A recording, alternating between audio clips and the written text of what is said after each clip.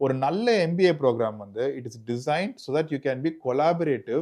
நீங்க மத்தவங்களோட எக்ஸ்பீரியன்ஸ்ல இருந்து கத்துக்கலாம். நீங்க உங்க எக்ஸ்பீரியன்ஸ் மத்தவங்களுக்கு ஷேர் பண்ணலாம்.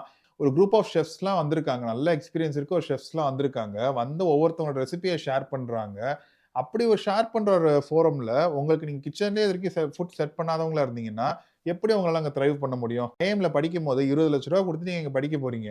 ரூ. 20,00,000 குடுத்து நீங்க படிக்க போம்போது, உங்களுக்கு என்ன வேல்யூ நீங்க அதிலிருந்து எடுத்துக்கிறீங்கங்கிறது ரொம்ப முக்கியம். ஒரு தங்க சுரங்கத்துக்குள்ள உங்களுக்கு எப்படி தங்கத்த எடுக்கணும் அப்படின்ற டெக்னாலஜி எல்லாம் தெரிஞ்சு, உங்கள உள்ள உட்டுட்டு, அங்க ஒரு 2 இயர்ஸ் நீங்க இருங்கப்பா.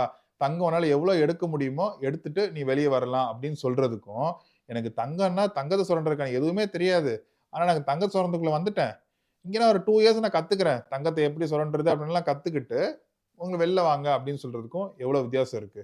அது மாரி தான் ஒரு எம்பிஏ படிக்கிறது. ஸோ எவ்வளோக்கு எவ்வளோ உங்களுக்கு என்ன வேணும், என்ன டெவலப் பண்ணிக்கணும் அப்படிங்கிறதுல தெளிவா இருக்கீங்களோ, அவ்வளோக்கு அவ்வளோ உங்களுக்கு எம்பிஏ ரொம்ப யூஸ்ஃபுல்லா இருக்கும்.